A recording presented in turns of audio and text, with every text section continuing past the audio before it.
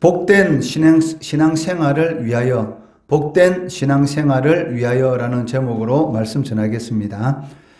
오늘 본문 말씀은 율법서의 전수와 관련된 사항들을 기록하고 있습니다.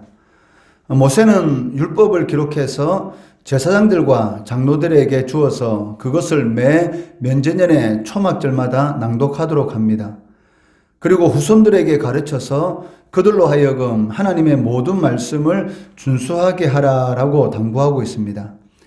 이는 이스라엘 백성들이 그 하나님의 복을 받는 그 비결이 무엇인지를 가르쳐주고 있는데, 그것은 대대로 하나님의 말씀을 지키는 것이다 라는 것입니다. 이러한 오늘 이 본문 말씀을 통해서 그 주시는 영적 교훈들을 살펴보겠습니다. 첫째는 성경의 참 저자는 하나님이시다라는 것을 확신해야 한다는 것입니다. 9절 말씀해 보시면 모세가 율법을 써서 여호와의 언약궤를 메는 레위 자손 제사장들과 이스라엘 모든 장로들에게 주었다라고 기록하고 있습니다.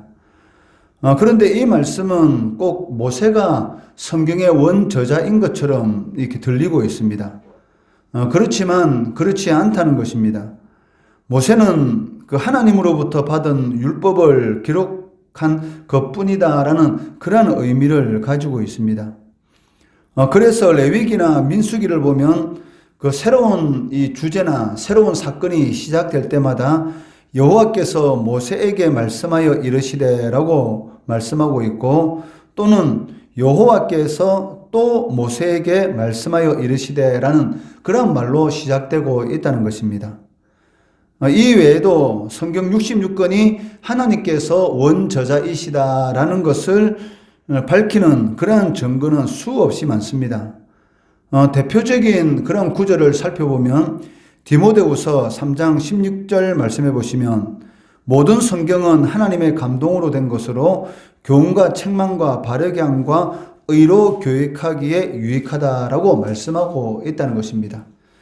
성경은 그 사람의 생각으로 기록된 것이 아니라 하나님의 감동, 즉 성령에 의해서 기록된 것이기 때문에 그 하나님의 자녀들이 하나님의 복을 받는데 유익하다라고 말씀하고 있다는 것입니다. 그리고 베드로후서 1장 21절 말씀해 보시면 예언은 언제든지 사람의 뜻으로 낸 것이 아니요 오직 성령의 감동하심을 받은 사람들이 하나님께 받아 말한 것임이라라고 말씀하고 있다는 것입니다. 성경의 저자는 약 40명에 이릅니다. 물론 사람이 기록했지만 그 사람들이 자신의 생각을 거기에 기록한 것이 아니라 그 성령의 감동을 받은 사람들이 하나님께 받아 말한 것이다 라고 기록하고 있다는 것입니다. 이처럼 이 성경은 그 사람의 머리에서 나온 다른 책들과는 비교할 수 없는 특별한 책이다 라고 말을 할 수가 있습니다. 이 세상에 있는 그 어떤 책도 여호와의 책이다라고 하지는 않습니다. 왜냐하면 이 세상에 있는 모든 책들은 그 하나님의 말씀이 기록된 성경과는 다른 사람들에 의해서 만들어진 그러한 책이기 때문입니다. 그 사서오경은 이 공자의 생각을 주로 담은 책인 것이고, 불경은 부처의 가르침이 수록되어 있는 책입니다. 이러한 책들에 대해서 많은 사람들이 그러한 가르침을 귀히 여기고 따르고자 힘쓰고 있습니다. 그렇지만 그러한 책들은 단지 인간이 기록한 것에 불과하다라는 것입니다. 그러나 성경은 어느 하나의 예외도 없이 하나님에 의해서 영감되었고, 그 모든 가르침들은 하나님의 입에서 나온 하나님의 말씀이라는 것입니다. 그런데도 불구하고 어떤 사람들은 하나님의 이름은 부르고 있습니다. 즉 하나님을 믿는다고 하면서도 불구하고 성경을 없이 여기는 사람들이 적지 않다는 것입니다.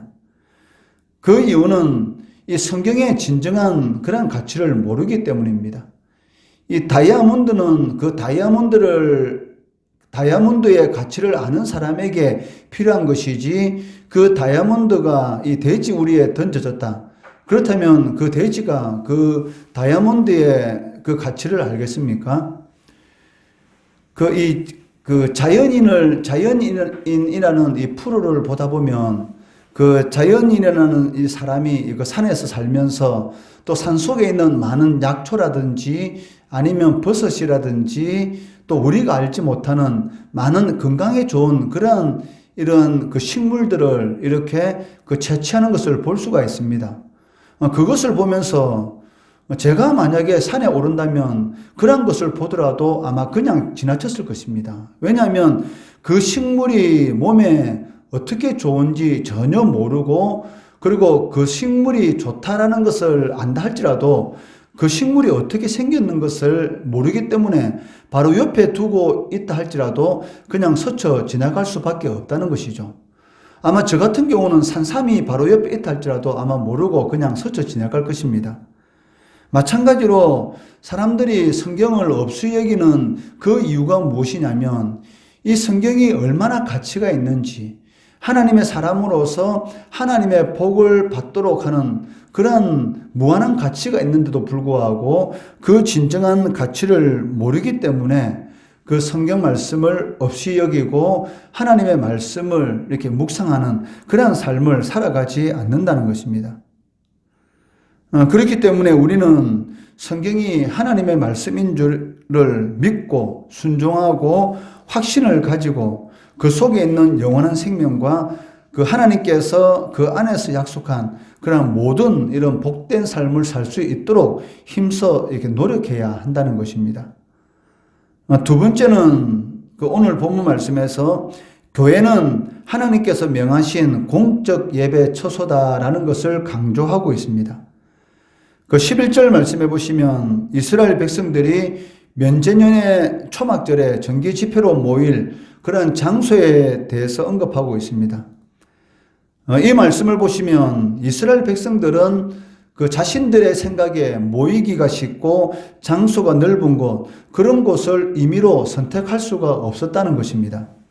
11절 말씀에 온 이스라엘이 내 하나님 여호와 앞 그가 택하신 곳에 모일 때에 이 율법을 낭독하여 온 이스라엘에게 듣게 할지니라고 말씀하고 있습니다.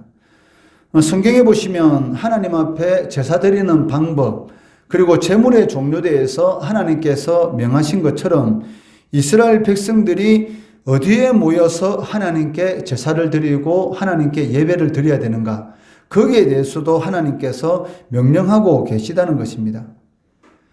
그렇기 때문에 비록 집회하는 그 장소가 그들이 살고 있는 그들의 거주지에서 멀리 떨어져 있다 할지라도 그들은 그곳으로 가서 제사를 드리고 자신의 의무를 수행해야 했습니다. 그 길이 멀다고 해서 나는 가까이 가지 않고 그냥 가까운 곳에서 내가 생각되는 대로 하나님 앞에 제사를 드리겠다라고 한다면 그것은 하나님의 제사를 없이 여기는 것이고 하나님을 대적하는 그런 것이었기 때문에 하나님 앞에 저주를 받을 수밖에 없었다는 것입니다. 하나님이 지정한 곳이 무엇인가? 11절 말씀해 보시면 여호와 앞 그가 택하신 곳이다 라고 말씀하고 계시다는 것입니다. 이처럼 오늘날 우리 성도들의 집회도 똑같다라고 말을 할 수가 있을 것입니다. 어떤 사람들은 하나님은 어디든지 계시기 때문에 교회의 권위라든지 이 집회의 중요성에 대해서 무시하기도 합니다.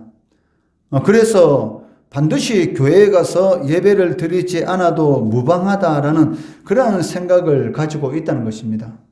물론 그 생각이 틀렸다라고 말은 할 수가 없습니다. 왜냐하면 하나님은 어디든지 계시기 때문에 우리는 산에든지 아니면 들에라든지 이런 친교에 갔을 때도 하나님 앞에 예배를 드릴 수가 있고 또 가정이나 직장이라든지 그 어디에서든지 그 하나님 앞에 예배를 드릴 수가 있다는 것입니다. 그러나 이 명심해야 할 것은 하나님의 백성들이 공식 예배를 드리는 곳, 이곳만큼은 하나님께서 당신의 이름을 두시기 위해서 택하신 곳이 반드시 있다는 것입니다.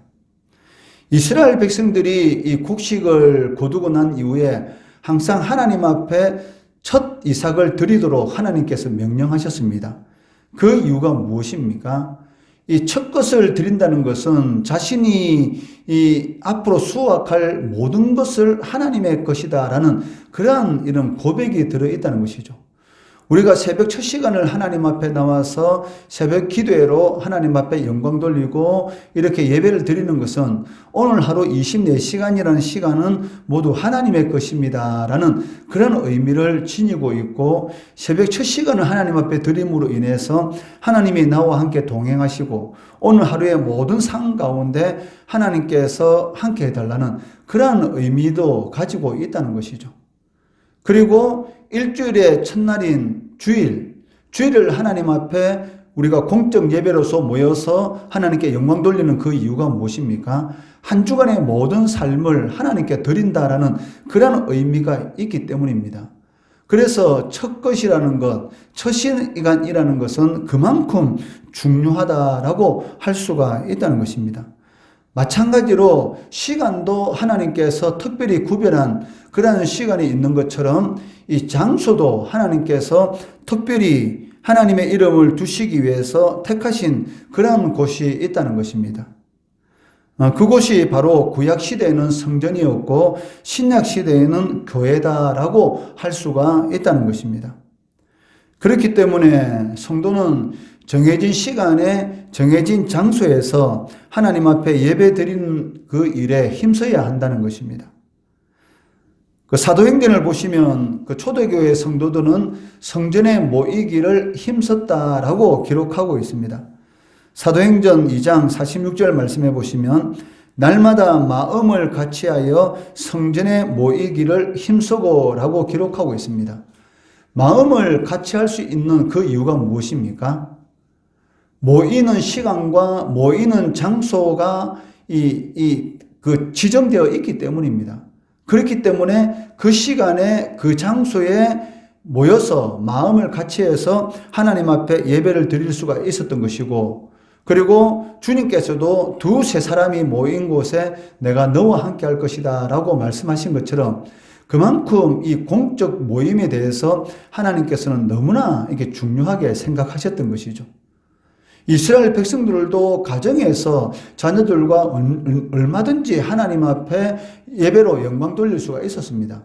그런데도 불구하고 하나님께서 택하신 이런 특별한 장소가 따로 있었고, 또 이스라엘 백성들이라면 1년에 3번씩은 꼭 아무리 먼 곳에 있다 할지라도 예루살렘 성전에 가서 하나님 앞에 얼굴을 보여야 했던 것이죠. 그 이유는 하나님께서 택하신 장소, 택하신 시간이 따로 있다라는 것을 알 수가 있다는 것입니다. 그래서 히브리서 기자는 10장 25절 말씀에서 모이기를 피하는 어떤 사람들의 습관과 같이 하지 말고 오직 권하여 그날이 가까움을 볼수록 더욱 그리하자. 즉 사람의 마음이 완악하게 되면 될수록 우리는 그런 완악한 마음의 습관을 쫓는 것이 아니라 모이기를 더욱 힘쓰자라고 말씀하고 있습니다. 사람들이 하나님을 멀리하면 멀리할수록 또 하나님이 없어도 살 수 있을 것 같은 그런 환경이 조성되면 될수록 그 마음은 완악해지는 것이고 모이기를 피하는 그런 사람들이 앞으로 더 많이 생기게 될 것입니다. 그렇기 때문에 그날이 가까움을 볼수록, 즉 사람들의 마음이 완악해지고 죄악이 이 땅에 차면 찰수록 주님의 재림의 날은 가까워오는 것이고, 그날이 가까우면 가까울수록 더욱 우리는 모이기를 피하는 어떤 사람들의 습관, 이것이 습관화된다는 것입니다. 이 온라인 예배를 자꾸 드리다 보면 편하지 않습니까? 그러다 보면 그 편리성이 습관화되는 것이고, 그것이 한번 습관화되게 되면 이 하나님의 전에 나와서 예배 드리는 것에 대해서 등한시하게 되는 것이죠. 왜냐하면 사람들은 항상 자기 편리한 위주로 모든 일을 이렇게 생각하고 거기에 대해서 어떠한 핑계를 대게 되는 것이죠.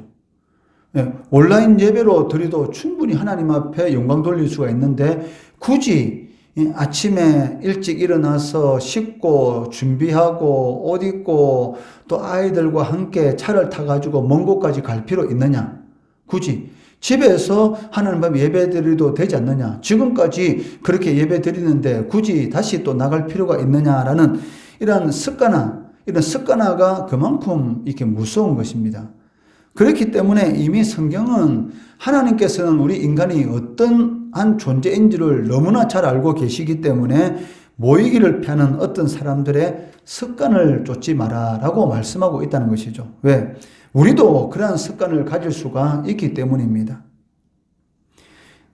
이 말씀은 공적 예배 장소로서 교회가 얼마나 중요한지, 또 하나님의 백성들이 모여서 예배 드리는 것이 얼마나 소중한지를 하나님께서 강조하고 계시다는 것입니다. 오늘 이 본문 말씀을 통해서 우리는 이 두 가지를 살펴보았습니다. 첫째는 성경의 참 저자는 하나님이시다라는 그런 확신을 가질 때만이 우리가 복된 신앙생활을 할 수가 있습니다.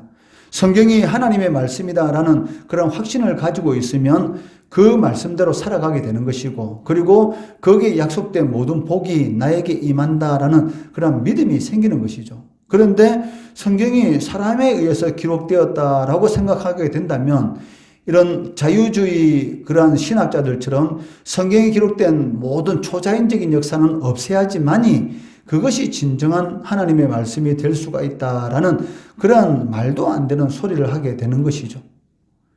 두 번째는 교회는 하나님께서 명하신 공적 예배 장소입니다. 두세 사람이 모인 곳에 하나님께서 함께 계시고 그곳에서 하나님께서 복을 주신다라고 말씀하고 계시다는 것입니다. 그렇기 때문에 모이기를 피하는 어떤 사람들의 습관화, 그러한 습관화가 우리들에게 되지 않도록 항상 깨어서 기도해야 되는 것이고, 육신은 항상 편함을 추구합니다. 그렇기 때문에 바울 사도는 날마다 죽노라라고 자신에 대해서 말을 하고 있습니다. 왜? 자신의 육신의 정욕을 죽이지 않으면 언제든지 이 세상의 것을 쫓을 수 있는 그런 가능성이 항상 존재하기 때문에 바울 사도는 날마다 죽는다라고 고백하고 있는 것처럼 우리들도 우리의 이 편리함을 추구하려고 하는 이러한 육신의 생각들을 죽이고 하나님 앞에 나와서 영과 진리로 예배 드릴 때에 그러한 자들을 하나님께서는 찾으시고 그러한 자들에게 상을 주신다라고 말씀하고 있습니다. 이것이 바로 하나님의 말씀인 것이죠. 여기에 확신을 가지고 있는 사람들만이 하나님의 은혜와 그러한 복을 누릴 수가 있다는 것입니다. 이런 은혜와 복을 누리시는 우리 성도 되시기를 주의 이름으로 축원합니다.